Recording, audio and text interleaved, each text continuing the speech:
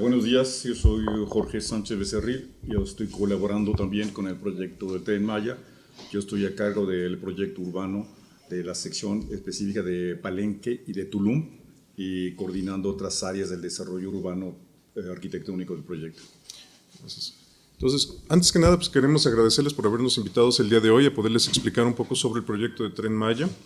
El proyecto de Tren Maya es un nuevo proyecto de que se ha estado empujando por parte del equipo de transición del próximo gobierno federal, el cual pretende conectar 5 estados de la República utilizando un tren de pasajeros como un nuevo modo de transporte que haga una conexión a diferentes puntos de desarrollo y de ordenamiento territorial en la región de la península Maya, en la península de Yucatán. Entonces, lo que les vamos a presentar hoy es un breve resumen de lo que se le ha estado presentando a Presidencia, para que ustedes también nos puedan dar feedback y nos puedan hacer las preguntas que nos van a ayudar a mejorar el proyecto. Entonces, este en general es el trazo en general de lo que es el proyecto Tren Maya. Como pueden ver, es un proyecto de 1,525 kilómetros de vía en lo que es la distancia, recorriendo 2 rutas principalmente, de Palenque a Cancún, una por la vía de Mérida y otro por Bacalar. Ahora, estos 1,525 kilómetros cuentan con 15 estaciones localizadas en 5 diferentes estados, principalmente en lo que son los estados de Campeche, Yucatán y Quintana Roo. Y lo que les estamos mostrando con este plano es un poquito la localización general de lo que pudieran ser las estaciones, la localización de algunos otros puntos que hemos encontrado en diferentes presentaciones que son de interés para el público en general, incluyendo algunas de las reservas naturales que existen a lo largo de la ruta, y la división conceptual, que va a ser importante ahora que les estemos enseñando un poco el desarrollo de las estaciones. En principio, nosotros estamos dividiendo la ruta, el trazo en total en 3 diferentes tramos, lo que pudiera ser el tramo Golfo, el tramo Caribe y el tramo Selva. Nosotros sentimos que estas tres divisiones son muy importantes para poder entender no nada más la historia del territorio, sino para también poder comprender un poco el desarrollo de las estaciones y la estética en general que se va a utilizar. Ahora, vamos a hacer un acercamiento de los diferentes tramos para poderles enseñar un poco más a detalle cómo está la situación de la localización de estaciones. Estaríamos empezando desde Palenque, pasando hacia Tenosique, Escárcega, que sería un gran punto de intercambio, y subsecuentemente a Calakmul. Calakmul es una estación que, para indagar un poquito en el asunto, a nosotros nos tiene con mucho interés. El propósito de Fonatur, como ustedes bien saben, es crear desarrollos inmobiliarios que van a permitir la recepción de turismo internacional en el país para la captación de divisas. Históricamente esa ha sido su misión y ha llevado a cabo los diferentes desarrollos como pueden ser Cancún, Huatulco, etc. Algo que hace muy interesante es de que históricamente estos desarrollos inmobiliarios siempre se centran en la misma premisa básica de lo que se llaman el Sun, Sand and Surf, que es básicamente un turismo de playa. Lo que se está buscando hacer con Calakmul es crear un nuevo centro integral de planeación, el cual permita la oferta de un nuevo producto turístico, un producto ecológico insertado en la selva para un turismo masivo que sea de alto valor. ¿No? En este aspecto es un reto muy interesante es un reto muy interesante la creación de este centro integral de planeación en lo que son zonas de protección ambiental y en una masa selvática. Ahora, el segundo tramo es el tramo de Caribe, el cual corre enteramente adentro de lo que es el estado de Quintana Roo, el cual hace conexión de diferentes puntos turísticos podemos llamarle ya establecidos, como pudiera ser Cancún y Playa del Carmen, Tulum, pero involucrando nuevos desarrollos, como pudieran ser Felipe Carrillo Puerto, que históricamente no es una ciudad que se ha considerado ser de alto potencial turístico, pero que es un centro de integración de producción regional, y lo que es Bacalar, uno de los 2 pueblos mágicos que se encuentran a lo largo de la ruta. Algo que queremos mostrar también, que nos han preguntado mucha gente, es cuál es la relación del trazo con lo que es la Reserva de la Biosfera de Chancán. Como pueden ver, en efecto, estamos cercanos pero no tocando los límites de la Reserva de la Biosfera, ¿no? Pero lo que sí podemos destacar es el paisaje que existe a lo largo de esta zona, el cual hace una transición de la parte norte a la parte sur. Algo que hace muy interesante este proyecto y se plantea como una de las bases es, ya se hizo algo muy, muy difícil en este país. Se logró atraer de 12 a 15 millones de turistas individuales extranjeros todos los años a Cancún. Sin embargo, el potencial turístico está viéndose limitado no nada más en términos de la estancia de estos turistas, sino en la localización que tienen ellos al interior de la península. Actualmente el turista extranjero que llega a México no se está repartiendo en el interior de la península. Lo que se está buscando con este proyecto es darle una motivación a través de nuevos productos y nuevos modos de transporte para poder repartir su impacto más allá de la Riviera Maya. En este aspecto, se está planteando el nodo central del proyecto desde lo que pudiera ser Cancún. Otra cuestión de que es interesante es el componente social que puede tener este proyecto, que se puede visualizar en esta lámina, donde gracias a una doble vía que correría entre Cancún y Tulum, se puede hablar de un nuevo transporte regional, con el cual conectaría todo lo que es la Riviera Maya, las ciudades principales de la Riviera Maya, permitiendo el transporte de trabajadores locales, ¿no?, de un punto a otro. Nosotros actualmente lo que hemos encontrado es de que la movilidad en la zona resulta ser muy cara y muy dificultosa, con tiempos de traslado de más de 2 a 3 horas, lo cual que dificulta mucho la vida de la gente. Me imagino que la gran mayoría de ustedes son de la Ciudad de México, conocerán lo que es estar 2 o 3 horas en transporte público todos los días y lo horrible que puede ser. Increíblemente, no por estar cerca de la playa la gente lo disfruta más. Bueno, el tercer tramo que estamos viendo es el tramo Golfo. Por su historia es un poco distinto. En el caso de lo que hemos visto, por ejemplo, con el tramo de Caribe, vemos mucho el impacto de lo que pudiera ser Cancún y el nuevo desarrollo en la época mexicana. Igualmente, cuando estamos viendo la cuestión de selva, el tramo selva, vemos mucho de lo que puede ser una importancia puesta en las culturas prehispánicas. En el tramo Golfo es muy interesante porque la gran mayoría de las ciudades a las cuales estamos localizadas hacen una interconexión con una historia, digámosle criolla, una historia de la época de la conquista, el cual conecta ciudades virreinales como pudieran ser la ciudad de Campeche, Mérida o Valladolid. En ese aspecto, este tramo está recorriendo de lo que sería de Escárcega a Cancún, pasando por Mérida. Igualmente, aquí lo que queremos demostrar con esta lámina es un poco la conexión que nosotros hemos tenido, el back and forth, con los gobiernos de los estados. Una de las cosas que pueden ver en esta lámina son pequeños puntos señalando lugares como Chiná o Ceiba Playa, Mashcanú, los cuales son propuestas actuales por parte de los gobiernos de los estados en curso, y que del día al día estamos compartiendo con ellos y debatiendo con ellos y viendo la mejor manera de poder desarrollar el proyecto. Lo que es interesante también es que, a comparación de los otros 2 tramos, aquí se puede ver claramente la mezcolanza de derechos de vía, en el cual se están utilizando 2 principalmente, lo que pudiera ser el derecho de vía existente y los que pudiera ser la colección de otros derechos de vías que requieren una nueva vía por construir. El proyecto no está comenzando de cero. Actualmente, desde Palenque hasta Izamal, hasta Mérida, se está utilizando lo que es la vía F por parte ya establecida por parte de SCT, y de Mérida a Izamal es el ramal FD, ¿no?, lo cual nos da un gran kilometraje de inicio, el cual, aunque sí requiere rehabilitación, no se estaría comenzando de cero. Es un gran apoyo para este proyecto. Otra cuestión que queremos destacar es el potencial de crecimiento de turismo. Una de las cosas que nos han dicho mucha gente es, bueno, el tramo Golfo verdaderamente es una zona que ya está interconectada. El impacto que pudiera tener de un nuevo modo de transporte es limitado, el cual nosotros decimos que siempre se puede hacer mejor. Uno de los casos ejemplares es el tema de cruceristas. Actualmente, lo que es Cancún está recibiendo 3 millones de turistas por cruceros todos los años. Ellos, por la forma que trabajan, como operan los cruceros, nada más tienen 8 horas en la cual pueden descender del crucero, recorrer lo que tengan que recorrer y volverse a subir antes de que continúe el barco. Eso significa que por los medios de transporte existentes, Chichén Itzá queda demasiado lejos de lo que pudiera ser la ruta del crucero, lo cual limita el impacto turístico que no nada más puede tener la zona, sino uno de los 7 maravillas del mundo nuevo. En este caso, con el tren se espera reducir esos tiempos de traslado a 2 horas y media como máximo, permitiendo ida, regreso y estancia en menos de 8 horas para el crucerista.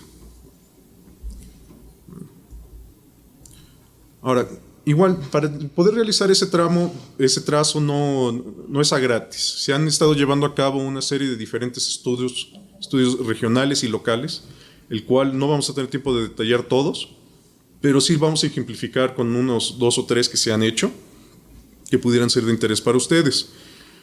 El primero es una relación de lo que puede ser población residente contra población flotante, que en este caso sería turística.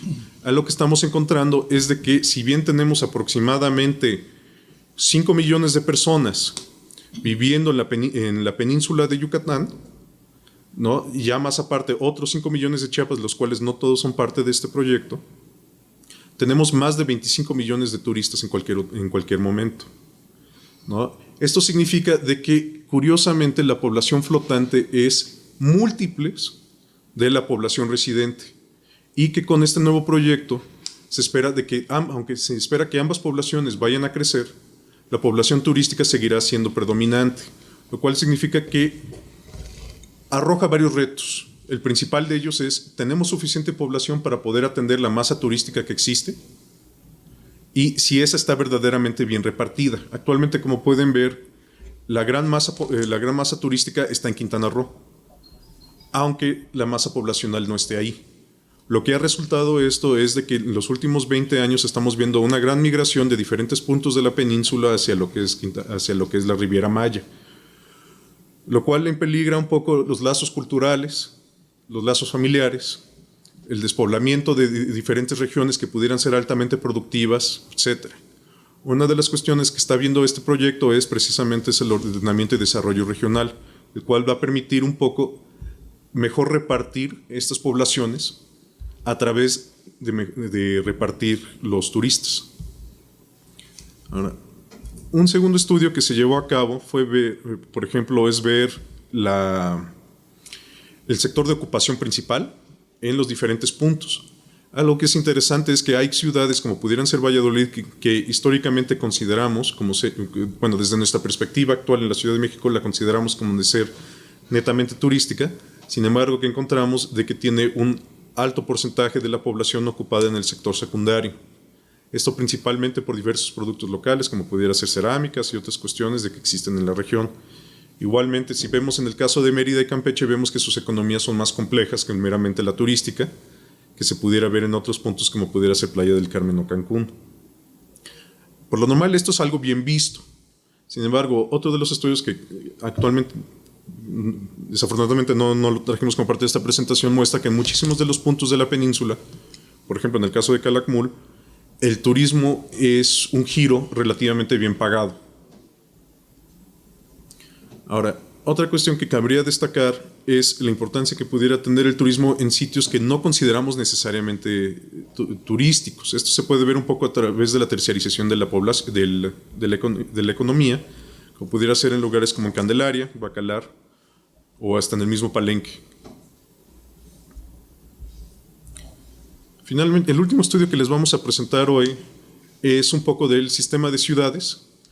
Históricamente, actualmente en México, SEDATU lleva a cabo un estudio y que le llaman sectorización de ciudades prioritarias, el cual lo que plantea es la interconexión de todas las pequeñas poblaciones a medianas poblaciones y a grandes poblaciones para poder demostrar en dónde causarían mayor impacto la colocación de diversos servicios, como pudieran ser servicios hospitalarios o de especialidades, etc.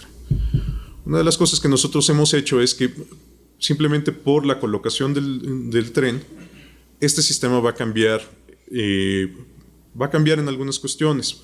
Se van a destacar algunos centros poblacionales y estamos tratando de atender a ellos.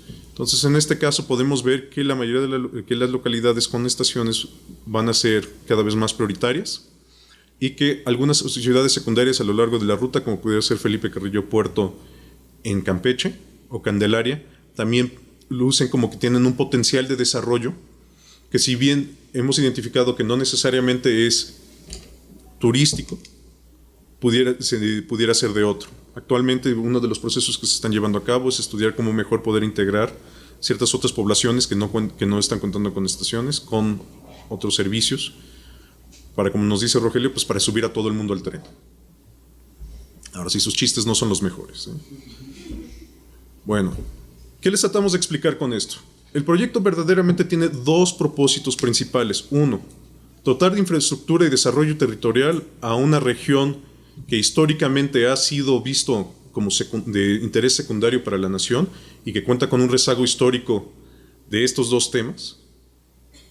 Y el segundo objetivo principal es conectar los flujos en la península para cristalizar desarrollos múltiples en la región. Por parte de Fonatur, el propósito sí es llevar a cabo desarrollos múltiples en la región. Nosotros estamos contando con zonas de desarrollo. Mi compañero les destacará un poquito el avance que se está teniendo en ellas. Pero la idea principal es dispersar el turismo que está actualmente en la Riviera Maya, llevarlo, ofertar una nueva variedad de actividades turísticas a lo largo de la península y poder captar mayor divisa a través de mayores estancias y mayores turistas. Bueno, el exponer en pocos minutos un proyecto tan gigantesco como es el Tren Maya va a pecar de muchas deficiencias y ustedes nos preguntarán quizá las dudas que tengan. Entro en el punto concreto de la planeación urbana territorial. Probablemente en la historia de este país no se conozca una amplitud de un desarrollo territorial que se está logrando como en este momento. Hubo algunos intentos después de la revolución donde el país se tenía que planificar y se sacaron los primeros intentos de planeación territorial a nivel nacional con frutos diversos. Posteriormente, gobiernos sucesivos han tratado de planificar el país de manera territorial, con algunas variables, y para dar una especie de equilibrio entre regiones pobres y regiones ricas, pero el caso siempre ha sido el mismo, que la parte centro-sur, o concretamente el sur, no prospera, y en la parte norte sí prospera. ¿Por qué? Miles de cosas que ustedes quizás sepan, por cuestiones étnicas, sociales, políticas, etcétera, y de desarrollo regional en todo caso. Para ir al grano, este colosal proyecto va a implicar no solamente, por supuesto, la vía del tren y, como dice José, ¿no?, la conexión de 5 estados, ¿no?, a través de un tren que sirve para transporte, pasajeros y turismo, que va a activar la economía, integrando todos los flujos y una masa de producción colosal que jamás se había planificado. Pero esto también va a representar un desafío para los urbanistas y los arquitectos de México, porque se van a replantear 17 ciudades, aparte de poblaciones menores, que van desde poblaciones pequeñas de 250 habitantes hasta 2.500 habitantes. Este es un reto colosal, ¿no? Se va a tener que abrir, por supuesto, convocatorias amplias para que participen arquitectos y urbanistas en regiones que aporten conocimientos, ideas, voluntades para colmar este enorme proyecto. En este momento nos encontramos ya sacando las matrices que metodológicamente ya nos está dando un mapa de lo que debe ser la planeación regional. Yo me imagino que ustedes en urbanismo, en arquitectura, tienen metodologías de planeación territorial, metodologías de diseño urbano, etc. Bueno, pues ahora sí se están aplicando de veras, ¿no? Y a escala colosal, ¿no?, de una cuarta parte del territorio. Tenemos, por ejemplo, de estos estudios, algunas de las ciudades que ya empiezan a mapearse ya a nivel urbano de las regiones que va a impactar el tren. No nada más va a llegar el tren, se baja el turista y ya, sino cada una de las estaciones que se van a desarrollar van a ser núcleos, polos de desarrollo comercial, turístico, ambiental y sobre todo que tengan un factor de desarrollo en donde toda la población se identifique o lo tenga como elementos emblemáticos. Algunas ciudades, de las cuales se expone ahí, tienen una arquitectura y por razones históricas y unos desarrollos urbanos paupérrimos, pobres. Por ejemplo, el caso de Carrillo Puerto. Son ciudades que crecieron en el cruce de comercios y fueron desarrollándose sin ninguna planeación, sin ningún desarrollo, etc. Y puedo extenderme lo que ustedes saben en urbanismo, que las ciudades de México no son necesariamente bien planeadas por dos razones. Uno, porque el 99% de las ciudades de México tienen tienen asentamientos prehispánicos y el otro después de la conquista. En México solamente existen 5 ciudades nuevas, no hay más. Entonces, todo lo que vemos son desarrollos que están parasitados con miles de problemas que se siguen agudizando porque el turismo sigue creciendo, creciendo, creciendo, y por más que se quiso planificar Cancún, pues ya se desbordó. Y viene Playa del Carmen, y viene todo el sur del Caribe y está desbordado. Entonces, ¿qué es lo que va a hacer? Se va a pensar, se está tratando en esta planeación de regular esos crecimientos en función de una matriz común, que es lo que va a drenar, surtir el Tren Maya a nivel de turismo, desarrollo regional, comercio, productos. Por ejemplo, en la parte izquierda arriba, es el sector nuevo de Palenque.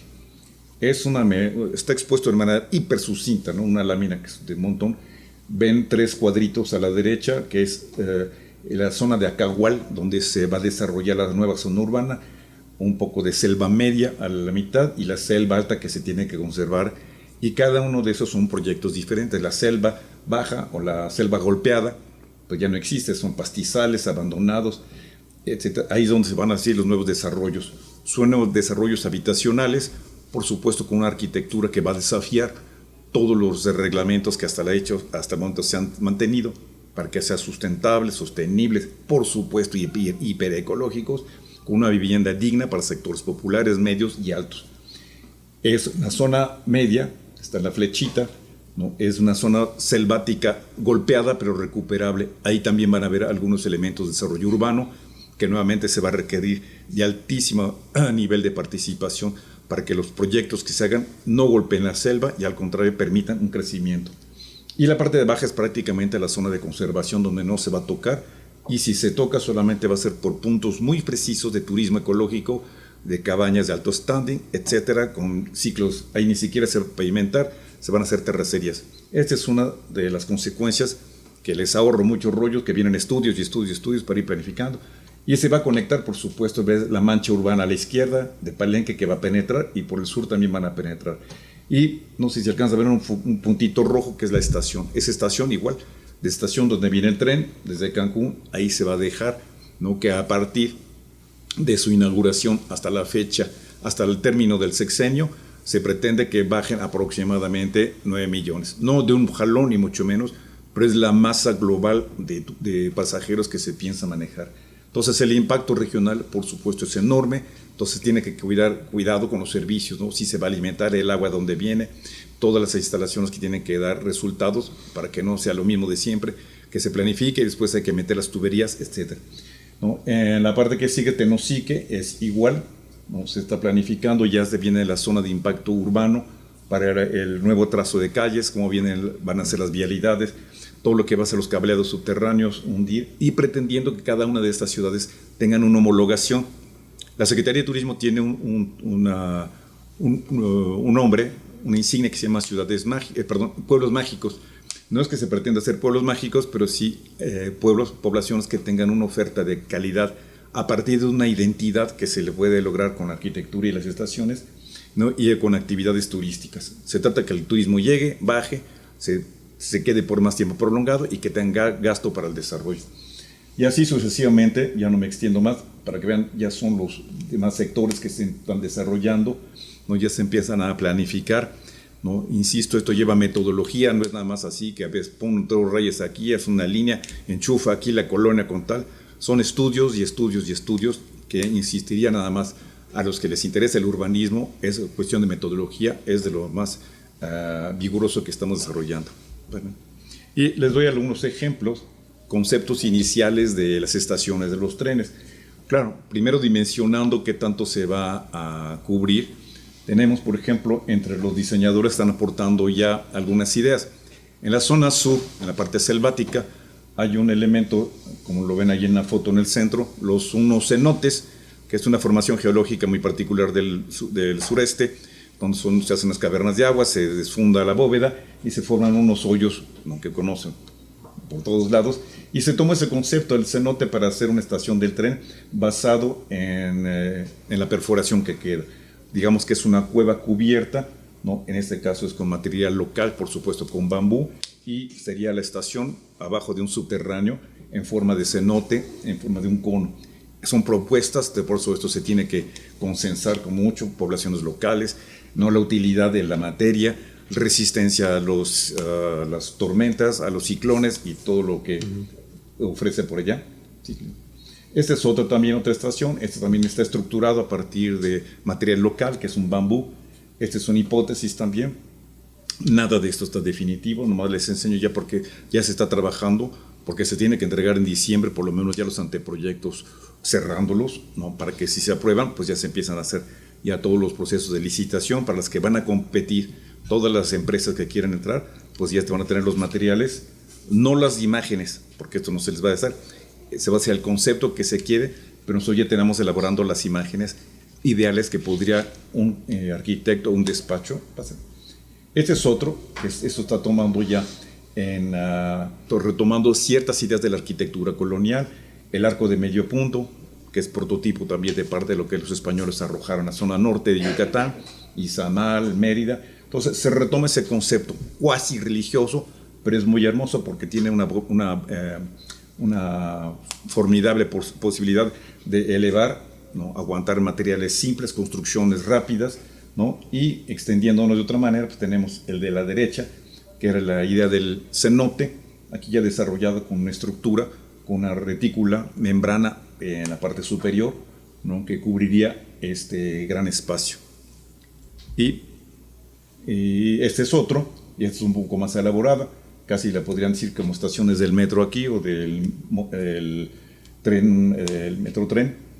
Esto es simple, pero la idea es manejar permanentemente los materiales locales, que son las ecuaciones que nos presentan, porque los manejos, aunque no lo crean, las poblaciones locales, muchos de ellos han abandonado sus sistemas constructivos, ¿no? Si hoy les decimos, vamos a construir con adobe, paja, guano, bajareque, dije, están locos, nosotros queremos el bloque, el cemento, la losa, el concreto, pues no. Entonces, esta fórmula, donde tenemos que representar el valor de una arquitectura local, que viene desde la arquitectura maya, pero sin hacer caricaturas de Disneylandia, que poner pirámides mayas, como en muchos lugares, y poner el arco maya, porque representar que son mayas, no. Pero sí se tiene que representar la región, la cultura y la identidad local. Son desafíos del proyecto, insisto, hay muchos arquitectos, se está trabajando mañana, tarde y noche, porque es rápido y se tiene que enviar esto a su aprobación a presidencia y después con las regiones, y después ya se viene otra vez y se empiezan a trabajar ya en planos, en cálculos, levantamiento de terrenos, etc. Y esta es otra, ya más moderna, que sería prácticamente zona urbana tipo Cancún, donde la identidad local nunca fue propiamente maya, porque nunca hubo mayas ahí, lo que fue en Tulum. Entonces ya se planea de una manera mucho más estereotipada a la arquitectura contemporánea, grandes claros, ¿no? Unos vanos, y adentro prácticamente sería no un mall de comercio, sino una zona que también se conecta con la cultura. Ahí puede haber hasta instalaciones oficiales, oficinas de gobierno, y hagan de cuenta que es una microciudad, como hoy se conoce, de actividades mixtas. Hay comercio, administración y eventualmente hasta vivienda. O sea, estos no es nada más la estación del tren, son generadores de gran desarrollo microrregional al impacto. ¿No? Y por supuesto, aquí ya no vienen, pero vienen las zonas donde bajan los trenes, las estaciones de ferrocarril, las limpiezas, las bodegas, todo un colosal número de instalaciones que se requiere. Si les interesa la tecnología, van a tener chamba pues, durante 20 años, ¿no? Con estos proyectos.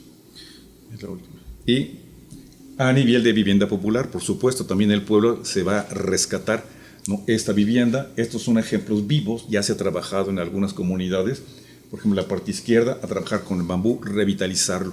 Fueron zonas afectadas del último huracán, la zona de Oaxaca. Entonces una arquitecta del equipo ya se fue a trabajar, hicieron prototipos de levantamiento muy rápido con estructuras de bambú. O sea, se pintaban prácticamente en el piso, se les enseñó a los campesinos, no cómo se arma el bambú, ellos los han hecho toda su vida, sino con técnicas mucho más rápidas, que se pueden comprar una tlapalería de perforación con tornillos, etcétera, y se levantaron de manera más rápida. La cuestión es de recuperar la dignidad del hábitat popular, ¿sí? Que no transgreda, no, tampoco una ofensiva idea de que son pobres y por eso tienen bambú, sino que también recuperar el bambú en alta escala de diseño, ¿no? Y que se puede presentar. Como ustedes saben, hay muchos arquitectos en el mundo, incluso mexicanos, que han hecho maravillas con el bambú. De esto se trata. Este es nada más un ejemplo del trabajo de los materiales con los cuales se está haciendo. Bueno, nosotros trajimos una presentación corta más en ánimo de poderles abrirles a ustedes mucho el espacio, que nos hagan una serie de preguntas y que nos ayuden a nosotros poder mejorar el proyecto. No sé si haya preguntas, comentarios, negativos, peticiones.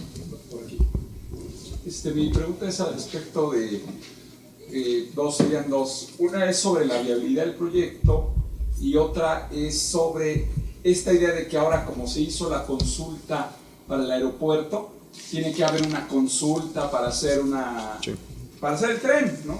Si esta idea de la vía que ya está tendida disminuiría el impacto, el hecho de que hay una parte que se va a construir, ¿cómo verían esta parte de la opinión pública sobre ese respecto?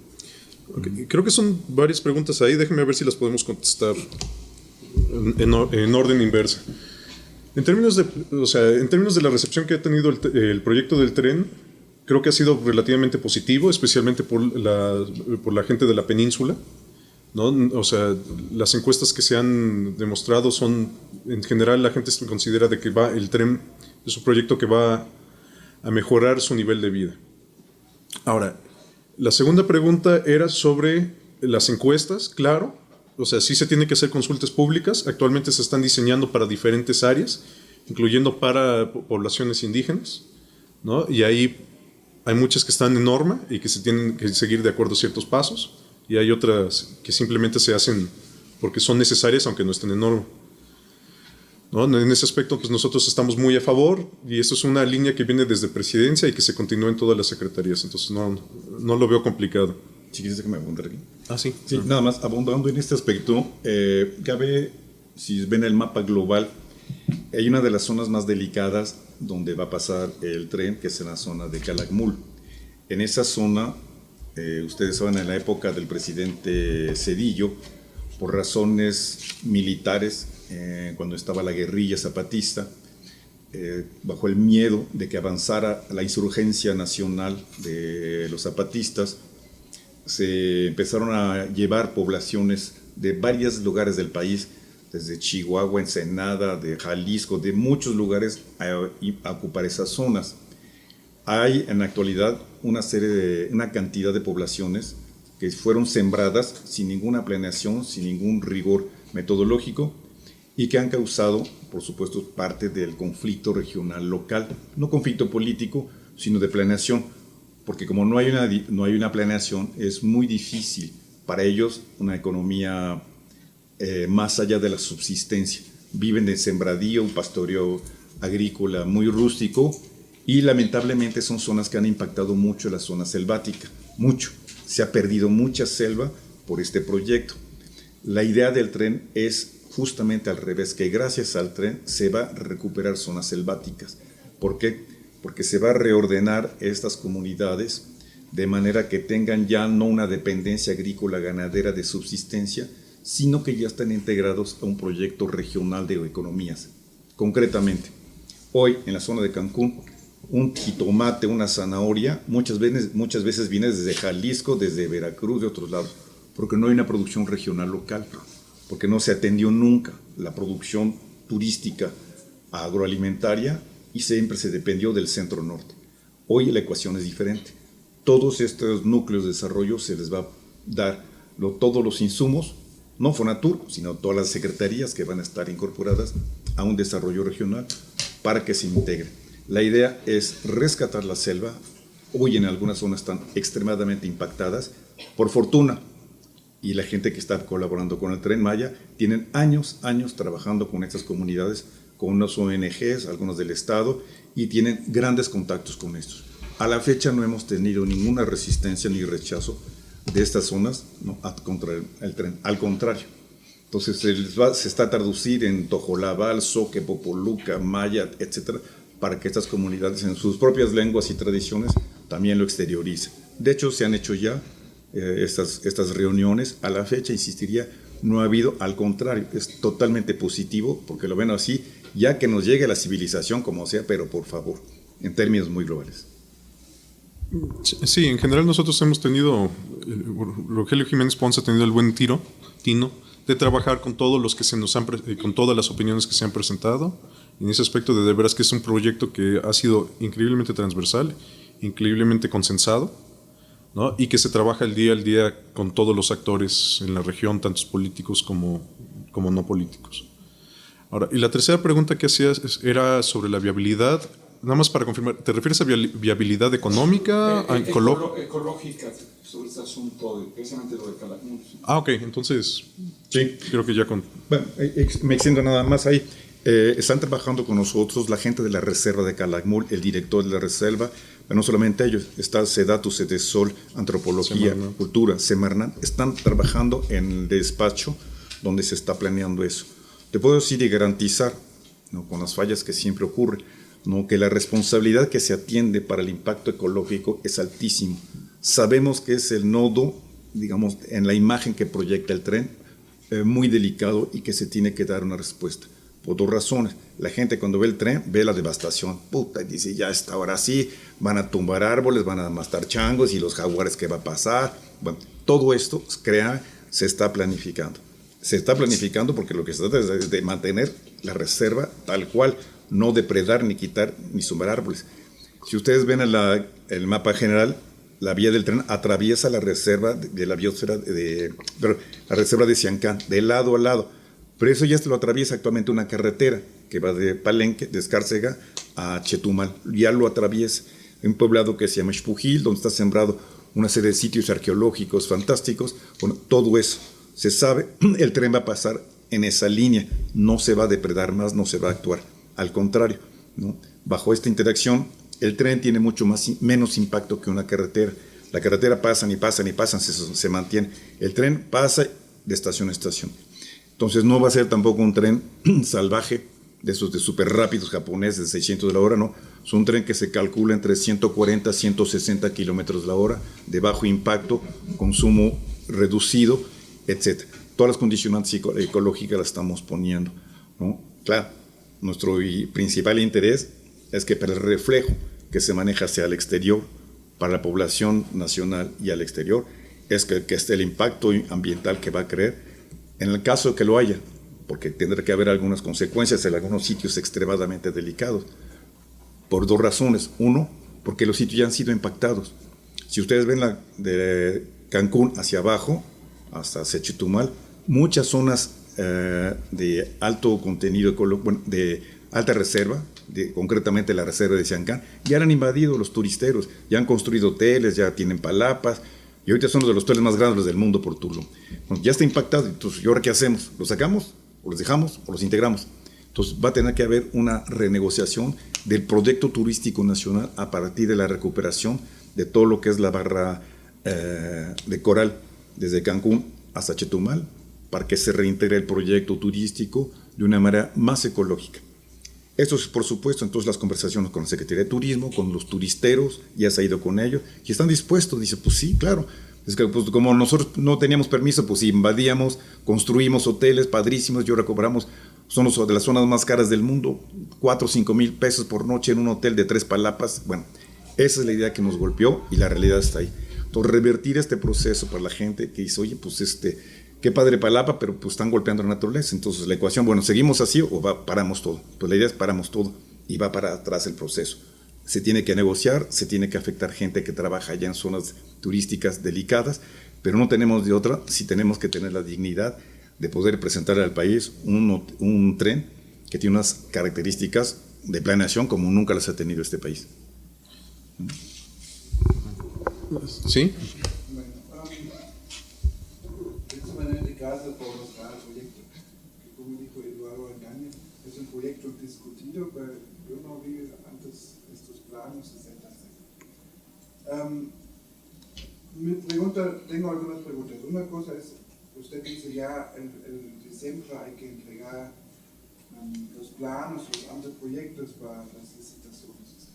Me parece muy rápido porque aparentemente todos esos proyectos no son públicos. Yo he visto siempre las páginas de competencias y concursos arquitectónicos.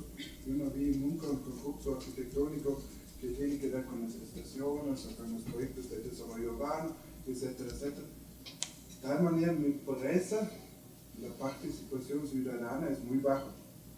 La otra pregunta es, ¿para quién es destinado a este proyecto? Yo tuve en verano la suerte para tomar el Shepherd de Chihuahua. Sí, sí, sí. Pacífico, muy padre, muy bonito, pero muy caro. No accesible para, yo me imagino, 80% de la población mexicana. Pues muy caro, ¿sí? Si tú tienes 2 hijos, gastas 40,000 pesos y eso es bastante caro. De tal manera, ¿quién beneficia el treno? ¿Quién va a tomar el treno? ¿Son solamente los turistas? ¿Qué tipos ustedes dicen que hay mucha aceptación? Bien. Pero, ¿qué tipo de aceptación? Ustedes hacen talleres con la ciudadanía, con la gente, hacen concursos que se discuten públicamente sobre los resultados, hacen plenarios con que viven en los pueblos. ¿Qué tipo de participación ciudadana hacen? Porque me sorprende mucho los tiempos, que ya ahora de aquí, cuando apenas se entera del proyecto y hasta recién pues casi nada, y ya tienen que salir los otros proyectos. Eso es una parte que me preocupa. Okay, Aunque sí, los planos serían muy bonitos.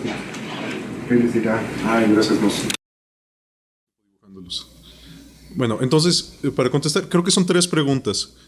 Mira, el tema, vamos a empezar de cómo nos reunimos con la población. Le voy a ejemplificar en el caso de Calakmul, que es en donde a mí me ha tocado participar en talleres y eso. Básicamente, en cada lugar es un poquito su generis. En el caso de Calakmul hay una organización política muy fuerte a través de lo que se llama el Consejo Municipal de Desarrollo Rural Sustentable, que esos consejos eran parte de un proyecto que existía antes de Sedesol y de Zagarpa hace años, se instauraron en muchos lugares finalmente no han funcionado, aunque estén decretados por ley, pero en este caso sí se han funcionado. Este consejo sirve para poder juntar a todas las diferentes asociaciones de que existen en la región. Desde, por ejemplo, hay comités de turismo, en donde están los diferentes está el sindicato de transportistas, hoteleros, asociación de hoteleros, etcétera. También tienen de producción rural, etcétera, etcétera, etcétera. Y este nos ha servido como nexo para ponernos en contacto con todos los diferentes actores que son en la región. Allá en particular, cómo se está organizando son, aunque no lo crean, 119 comunidades. La más pequeña tiene 4 personas, la más grande tiene 5,000 y fracción, ¿no? Y en este caso, representantes de todas estas comunidades sí se han acercado a través del consejo y hemos tenido la oportunidad de discutir con ellos. Igualmente, a través del comité técnico de la ANP, ¿no? De la Reserva de la Biosfera de Calakmul, en la cual hemos podido tener en contacto continuo con miembros de COSUR, Pronatura y una serie de otros actores ya de un carácter un poquito más más de ONGs, ¿no? E igualmente en trabajo continuo con Gobierno del Estado, el cual nos ha acompañado y nos ha apoyado en muchas de las visitas que se han llevado a cabo. Y así conjugar a los actores estatales, institucionales, y de ahí a lo que sería el equipo de transición de gobierno y el equipo saliente del gobierno federal. Algo que hay que recordar es, todavía no somos gobierno, seguimos estando en una etapa de transición, lo cual significa de que no recibimos por el momento dinero público para el desarrollo de proyectos como este, ¿no? Eso obviamente limita un poco el tipo de participación que se puede hacer, pero también nos fuerza a atacar el problema de otra manera. Bien mencionabas que en el término de la participación con el público en general, hasta el momento no ha habido licitaciones. En efecto, no habría manera, porque no hay un ente legal que pudiera emitir esa licitación. Ahora, con entrada en gobierno, pues sí, definitivamente la cosa cambia. Y la idea es, para ahorrar tiempo y para tener tiempo verdaderamente de desarrollar el proyecto, para darse una idea, este proyecto, la infraestructura, ¿no?, de lo que sería el ferrocarril, estamos esperando que esté concluida para el 2022, a finales del 2022, lo cual significa que cualquier demora por parte del equipo y de transición va a significar del que el proyecto peligra no terminar en los años acordados, ¿no? Tenemos 6 años para poder verdaderamente desarrollar, echar a andar este proyecto, etc. Entonces sí hemos tenido que comenzar desde la etapa de transición. El compromiso que se tiene por parte de Rogelio Jiménez Pons con Presidencia es estar ya en posición en diciembre de poder iniciar el proceso de licitación. Entonces, en ese aspecto, el equipo de transición tenemos que tener ya tan terminado posible todos los elementos, todos los insumos para poder llevar a cabo esas licitaciones. En este caso, por ejemplo, si bien se están desarrollando estos proyectos, como un ejemplo por decir, estaremos hablando que las licitaciones serían concursos sobre proyectos ejecutivos, posiblemente, ¿no? Posiblemente. Y de planeación también todo, o sea, planes maestros, los planes maestros hay que recordar que son cosas que no se licita por parte del gobierno federal. Los planes municipales, los planes territoriales municipales finalmente son municipales, los PDUs, etcétera. Entonces ahí sería otra cuestión. Ahora, las estaciones ya están diseñadas en diseño. no, igualmente. Bueno, Sí, no, quizá el malentendido es que si, bueno, ¿y estos quién les está pagando? ¿Dónde están esto? ¿Cómo llegaron ahí? Qué padre, pues yo también quiero participar, por supuesto, es obvio, ¿no? Sí, todo el mundo quisiera estar en la juguetería, ¿no? Pero para llegar a esto se ha trabajado ya muchísimo, meses y meses, arquitectos, urbanistas, geólogos, topólogos, antropólogos, geólogos, haciendo estudios y estudios para llegar a determinar si es 1 hectárea, 2 hectáreas, qué tipo de estación. Realmente es un diseño prácticamente lúdico, no representa más que la voluntad de entender ahorita un proceso. Una vez que ya se definan a nivel urbano la planeación, los territorios, las áreas específicas, que la vía del tren va a ser por aquí, o sea, ni él ni yo somos trenólogos, porque está toda la sección de ingeniería de trenes, que eso sí, nos están trazándolo como debe ser, que el radio de giro del tren es de un radio de 1 kilómetro, no podemos ni para atrás ni para adelante, y tiene que impactar casa, selva, todo, pues sí, pues si no, no pasa el tren. Entonces estamos esperando ya que se consolide el atraso, por lo menos inicial, que sería en Palenque o en Cancún, para ya empezar a hacer ya los proyectos, los prototipos de proyectos, pero no los prototipos, no los diseños, sino las bases de licitación, es decir, ya teniendo en cuenta lo que está de área construida, todos los requerimientos que va a necesitar, el tipo de materiales locales, se va a hacer, lanzaría una licitación nacional, local y regional, bajo el entendido pues, de que se va a tratar de privilegiar la producción local de arquitectos, urbanistas o incluso las empresas constructoras pequeñas, medianas y grandes. Así está planeado, ¿no? Para darle juego a la región. Si pueden llegar ahorita los chinos y construyen todo, por supuesto. Entonces la cosa es reinvertir la economía de escala con esto. Entonces estas bases de licitación serían cortas, de inmediato, de las estaciones de servicio que se requerirían para iniciar el tren, que sería Cancún y Palenque. Esas serían las primeras. Y otras más pequeñas que no requieren gran trabajo de diseño, que son susceptibles de abrirse al gran público, ¿no? Van a estar bastante abiertas, ¿no? Bajo esta idea que las regiones, los colegios de arquitectos locales, ingenieros participen, ¿no? Con todas las posibilidades de que tengan igual a nivel regional una posibilidad de desarrollo. Pero, insistiría, la otra parte es, bueno, se calcula, más o menos se tiene que avanzar de una velocidad increíble de más de 120 kilómetros por año, 240 kilómetros por año, porque son 1.500 kilómetros. La buena noticia es que ya algunas partes ya hay un tendido, ya existe una vieja vía del tren.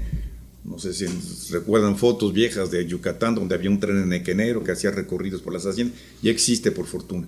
Entonces mucho va a ser rehabilitar, no va a ser sembrar y etcétera, ¿no? La parte sur sí son unas zonas totalmente nuevas, ¿no? Que tienen serios problemas ecológicos. En la zona de cenotes se están haciendo sondeos, ¿no? Con ultrasonido para ver cómo van a aguantar las bóvedas de la estructura calcárea de la zona de Yucatán, etcétera. Entonces eso pues, nos retrasa, pues porque no podemos hacer nada más que no digan aquí, sí, aquí, no. Entonces estamos en eso, pero mientras avanzamos por lo menos con nuestros prototipos, ¿no? Dice, bueno, pues tiene que ser por lo menos así, así, no, pues no se puede, entonces quiten, pongan, suban. Entonces en esta dialéctica entre los técnicos, los creadores y las propuestas con las comunidades, es donde se tiene que sacar las propuestas simples, directas, que no son licitaciones colosales, tiene que ser una escala que sabemos que las economías domésticas puedan participar, y irán aumentando, por supuesto, ya los modelos mucho más amplios, mucho más costosos, que ya tendrá más tiempo, porque no tenemos ni siquiera todavía delimitado específicamente el área de construcción de las estaciones. Bueno, para resumir todo eso en corto, si la pregunta es si te puedes incorporar, nos encantaría. O sea, nosotros siempre estamos buscando más apoyo.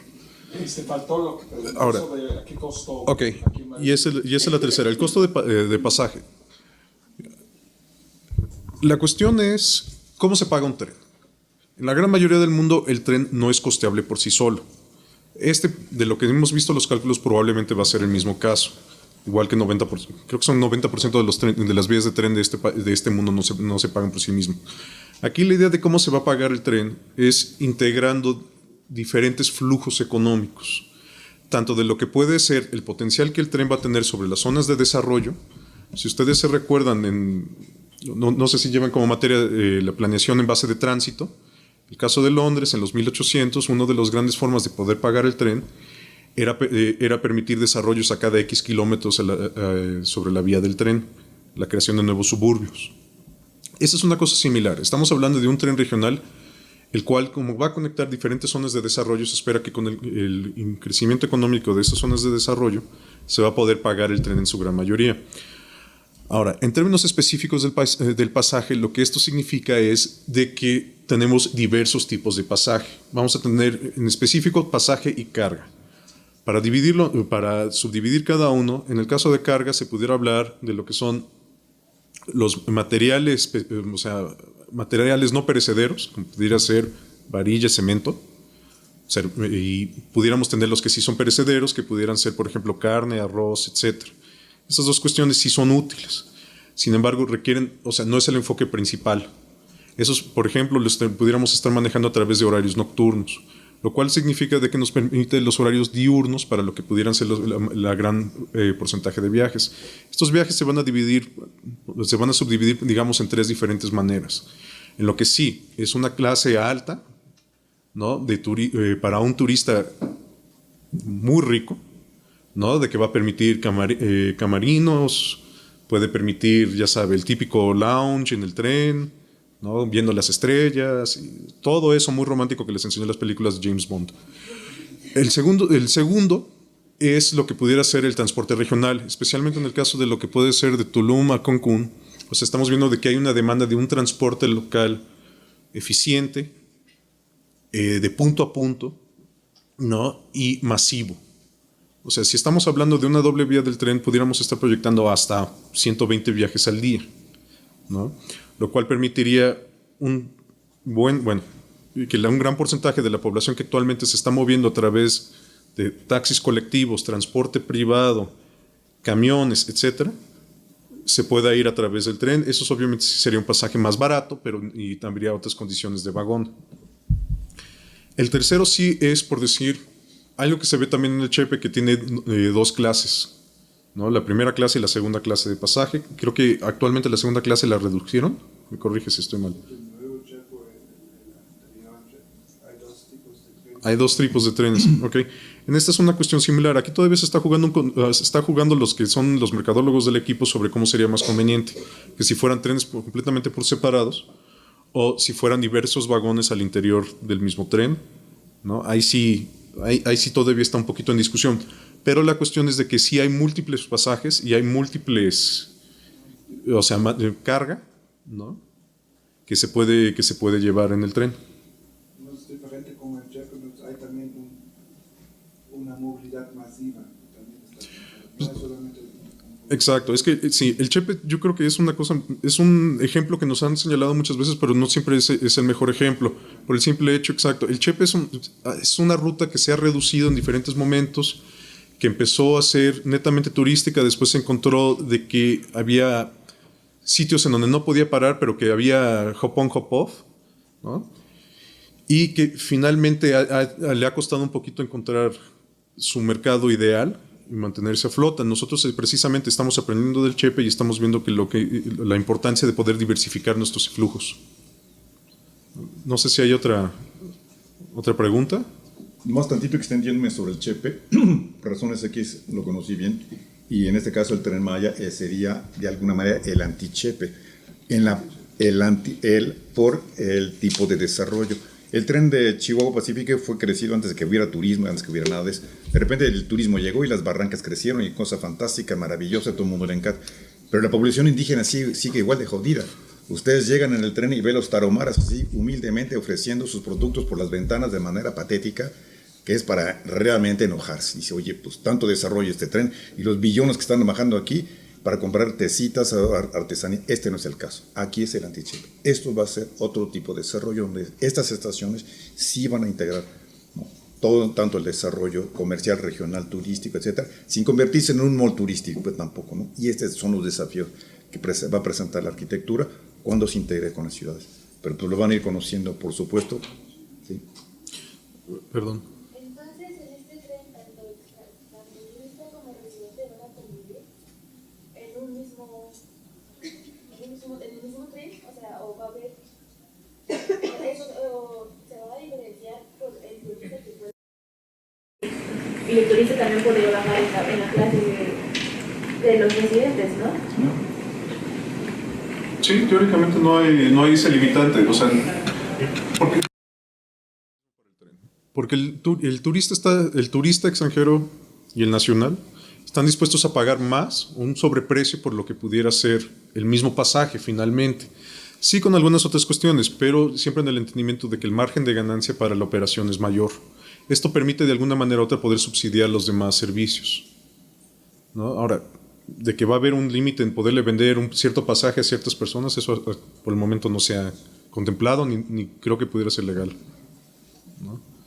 Pero incluso eso sucede en Europa, ¿no? Donde uno compra en un mismo tren, ya sea de primera o de segunda, pero aquí allá no hay de tercera como probablemente lo haya aquí. Pero yo creo que sí va a haber sus límites y ustedes lo mencionaron. Sí. Y va a estar en función de la comodidad del servicio del tren. Claro. Sí, y aquí es el mismo trayecto. Y es un mismo trayecto, y aquí es una cuestión de poder diferenciar entre los diferentes tipos de turismo igual. O sea, si bien puede ser el backpacker, el costo es lo más importante, hay otros que no. O sea, si nosotros vemos en el caso de Tulum, hay cuartos de hotel de más de $1,200 por noche, los cuales increíblemente después tienen fosa séptica o peor, ¿no? Entonces, sí, o sea, sí es un reto, pero también le tenemos que ver la gran oportunidad. O sea, o sea, lo que es la península de Yucatán es de los últimos paraísos no descubiertos por parte del turismo. Estamos hablando de una cultura maya, de lo cual es de los grandes encuentros arqueológicos del siglo XIX-XX, el cual no se ha terminado de explotar, y que encontramos lo que le han dicho algunos compañeros de Lina cuando después actuamos con, bueno, que nos dicen los compañeros de Lina lo que podría ser el Manhattan del mundo maya, que sería Calakmul. O sea, sí se han hecho diversos intentos de poder conectar estas cuestiones. Está el proyecto multinacional de Mundo Maya, etcétera. Pero lo que estamos encontrando es de que esos proyectos han sido limitados en lo que han podido completar. El propósito de este proyecto de Tren Maya es ir más allá de los límites específicos que se plantearon proyectos previos para poder incluir el componente social. Parte de eso es, como bien dice, o sea, es una diferenciación de lo que puede ser la clase del servicio al interior del tren. Pero como bien le menciono, esa es una cosa que todavía los compañeros de mercadotecnia están jugando con ello, ¿no? Por lo cual o sea, no le pudiera ser más específico. No, yo tengo una duda respecto al flujo y al tránsito. No sé si no lo mencionaron o no lo entendí. Quisiera saber si va a ser un viaje redondo en el cual todos los viajes vayan al mismo destino o va a haber diferentes rutas y más o menos los tiempos, porque me refiero a las temporadas, ¿no? En la época vacacional y en la época donde no hay casi tránsito en el tren, o sea, más o menos los tiempos que vaya a haber. Sí. Y si va a ser el viaje redondo todos los viajes o va a haber diferentes rutas y destinos. No, la idea es que haya diferentes rutas. Mira, como les puedo mencionar, por ejemplo, el servicio express que le pudiera interesar a una naviera para ir de Cancún a Chichén Itzá es un servicio muy específico. Igualmente hemos visto con grupos turísticos como el desarrollador, el promotor turístico de Xel-Há, ¿no? Que ellos pudieran estar interesados en tener su propio servicio específico para llegar a hacer sus propios recorridos, lo cual está fabuloso, ¿no? Igualmente, bueno, ahorita ya está apagado, pero si ven en el mapa principal, sí hay varias rutas, hay un par de rutas claramente marcadas, porque si bien hablamos de Palenque a Cancún, vemos de que hay una bifurcación para ir ya sea a través de Mérida o vía Bacalar, lo cual pues completamente alteraría, ¿no? Igualmente pudiera ser de que hayan diferentes rutas, ¿no? Que eso todavía está en una etapa de planeación, diferentes rutas internas, de menor alcance, similar a la que se hablaba antes de Tulum y Cancún. ¿No? Sí, una extensión quizá no se mencionó, pero es muy importante, es, bueno, el tren, ya ventilamos muchas virtudes, pero hay un punto clave también que va a desarrollar, o pretendemos que desarrolle un nuevo tipo de turismo. Es decir, hoy se habla en México que tenemos mil maravillas, y etcétera, pero realmente el turismo de naturaleza en México es muy poco, prácticamente insignificante a la escala de lo que representa el turismo de sol, playa, hotel. Caso concreto, se han hecho encuestas, no aquí, en otros lugares. Se les dice a muchachos de su edad, a ver, te vamos a dar $5,000 para estas vacaciones, ¿qué prefieres? Irte al desierto del Altar, allá en Chihuahua, o te vas a Acapulco, a Cancún, pues Acapulco, a Cancún, ¿no? ¿Por qué? Pues como, oye, ¿por qué no te vas al desierto del Altar a caminar padrísimo, a ver las estrellas, las dunas? No, hombre, ¿qué te pasa? Regreso de vacaciones y me preguntan dónde me fui de vacaciones, y si les digo que fui al desierto del Altar, pues van a decir, oye, qué jodido estás, porque ni siquiera te alcanzó para un cuartito en una playa, cualquier cosa. Entonces, no existe aún una cultura de la naturaleza de prestigio en México. No hago casos ejemplares, pero sí conocemos que la cultura europea y parte norteamericana son altamente proclives a gastar miles, cientos de miles por año para irse a caminar al Himalaya, a los Andes, a los desiertos. Y en México uno dice, ¿cuántos clubes de alpinistas hay? ¿Cuántos clubes de excursionistas hay? ¿Cuántas gentes tienen una vocación para ver aves, visitar aves, etcétera? Minúscula. Esta es parte de la idea también a desarrollar. La oferta turística se está replanteando de manera que ustedes, ¿no?, cuando termine esto o esté en proceso, pueden ir a Calakmul y estén ya con guías especializados locales, pero no es nada más ir y regresar, sino que ya tengan una extensión cultural de la naturaleza, no solamente como una clase de biología en aire libre, no, realmente en términos de construir un proyecto de turismo de aventura, ¿no?, irse a caminar, mochila, acampar, cosa que parecía dentro del sueño de adolescente muchos nosotros, no, pero se perdió en muchos por razones históricas en este país. La idea es recuperar ese turismo de aventura, pero es de aventura en serio y naturaleza. Entonces la arqueología va incorporada aquí también y fundamentalmente, sin excluir Sol, Playa, Hotel, ¿no?, que el país se conozca para ustedes de otra manera. La construcción dijo que va a tomar alrededor de 6 años. ¿Se planea también las incomodidades que va a haber para el turista extranjero que no le gusta esperar? Okay, no, va a tardar 4 años. De aquí al 2022, finales del 2022, se estaría terminando la construcción de la infraestructura del tren. Ahora, en términos de las incomodidades de que le va a causar al turista, es una pregunta un poquito curiosa, porque este es un producto nuevo, ¿no? Desafortunadamente, el turista internacional, el turista nacional, como bien dice Jorge, no conoce de la riqueza que existe en términos de paisaje, naturaleza, cultura, que existe en las regiones de la Riviera Maya de las regiones de la península fuera de la Riviera Maya. Entonces, en ese aspecto, yo diría que el problema que está sufriendo el turista es una falta de desconocimiento y el hecho que no está aprovechando para conocer esto ahora. Y que desafortunadamente, bueno, y que vamos a tener que construir el proyecto precisamente para poder acercarlo a esta oferta.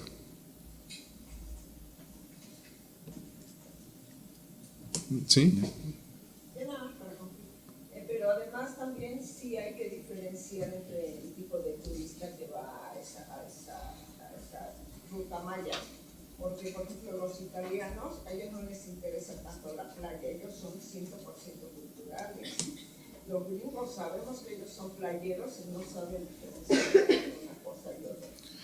Y los europeos, por lo general, son más de cultura, de museos, de zonas arqueológicas y todo, que los gringos, que son los que más dejan dinero, ¿no? Pero yo creo que esta es la opción para brindar las dos cosas, que se dé a conocer, ¿no? Claro, en ese aspecto yo creo que es una cosa muy interesante. Si vemos, por ejemplo, el turismo que más llega ahorita a Cancún es americano, ¿no? Y ellos definitivamente es el típico spring breaker, gasta como spring breaker y se porta como spring breaker. En cambio, por ejemplo, en el caso de Calakmul, estamos viendo de que el turismo principalmente son backpackers alemanes. Aquí el problema que estamos teniendo es, ¿por qué la pregunta es, ¿por qué llegan, por ponerle un número, 4 millones de americanos Spring Breakers y 60,000 backpackers alemanes? Yo creo que la gran respuesta a ese interrogante son dos. Es la comodidad de la oferta turística, por decir, la población alemana es relativamente vieja y no está en la posibilidad necesariamente o en la comodidad de poderse trepar a una combi 4 horas, ¿no?, para llegar desde el aeropuerto de Chetumal a las pirámides de Calakmul, ¿no? Y entonces sí se tiene que poder ofrecer una mayor comodidad y por lo tanto una mejor clase de producto. Si vemos en el caso de Palenque, por ejemplo, Palenque en los 70s, 80s, tenía los hoteles un índice de ocupación de casi el 80%. Ahorita está alrededor del 30%. Eso en parte habla a una deterioración de lo que puede ser la calidad del producto turístico a comparación de lo que se ha ofertado en otras partes del mundo, falta de promoción, etc. Parte del propósito de este proyecto es precisamente poder incluir a todos estos tipos de turismo que actualmente México ha abandonado por la monocultura turística que se ha creado alrededor de Cancún y sus similares. Bueno, lo que pasa es que son las 2:30 y se nos van a ir todos en un momento. Entonces tienes que cortar. Sí, sí. Pero debemos entender que los señores están formando parte de un equipo que está trabajando sin ingresos, por eso es que no pueden andar contratando ni andando haciendo nada más, y están trabajando directamente con Rogelio Jiménez Pons, que es el que va a ser director de Fonatur. Entonces, él ya fue nombrado, aunque no puede tomar posesión, ya fue nombrado por el presidente. Entonces ellos están trabajando con muchas ganas, con mucha energía y con mucho optimismo, verdaderamente, que es notable que trabajar tanto así cuando no se ve claro qué es lo que va a pasar.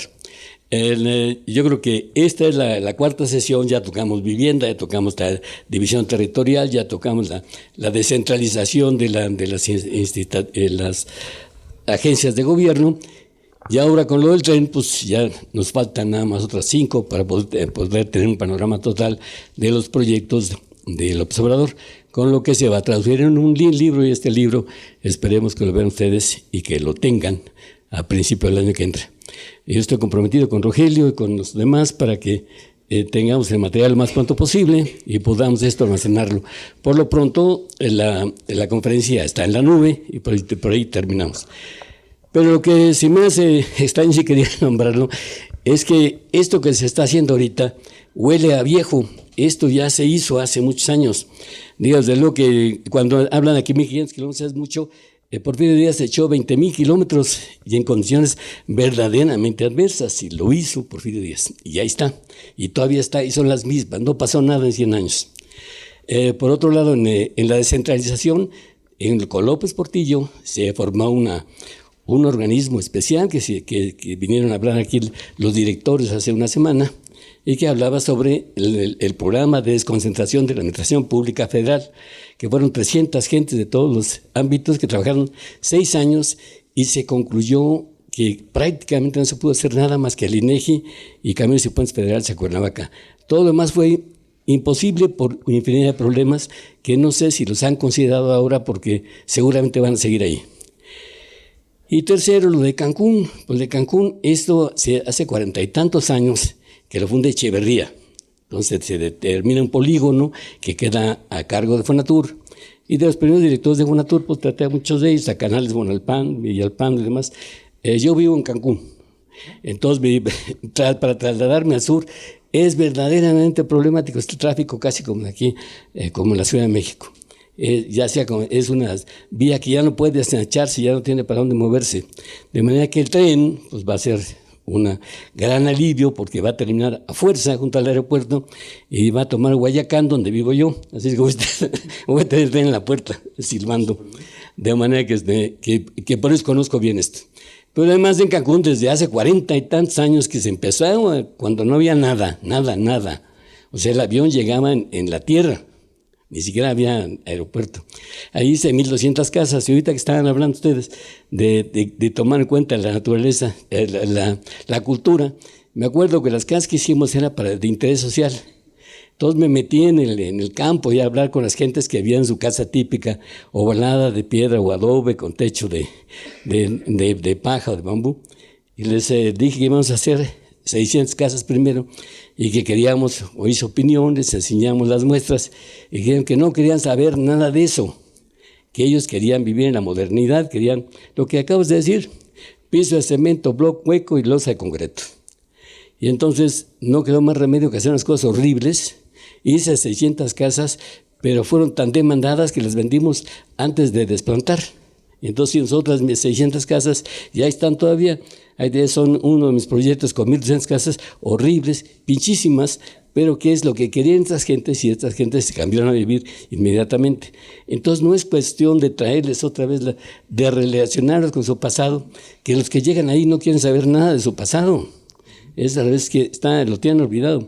Luego me contrataron para hacer una guardería, le puse techo de paja y lo prohibieron que porque ahí se juntan alacranes y se matan a los niños, entonces que ponen losa de concreto y luego paja. Y luego hice unos de remodelaciones de hoteles en la isla y también, o sea, eso que están tocando ya se discutió hace 40 años, entonces seguramente ustedes lo van a hacer mejor. Y seguramente estará bien y les decía lo mejor. Y si y lo que le decía a los muchachos es que se den cuenta que si ellos quieren trabajo al recibirse, deben tomar en cuenta lo que va a hacer el gobierno de López Obrador, porque allí es donde va a haber trabajo. Si están pensando en proyectar hoteles de lujo, eso no sé por dónde se le llegue. Pero si están pensando en trabajar en el campo con la gente y ayudando en el diseño de cada pueblo, este es el momento. Así que les agradecemos mucho a ustedes dos. Me das favor de darle este reconocimiento a Rogelio. Y estos libros se ven para él, ¿no? Muchísimas gracias. Bueno, pues gracias a todos. Nos vemos el próximo martes.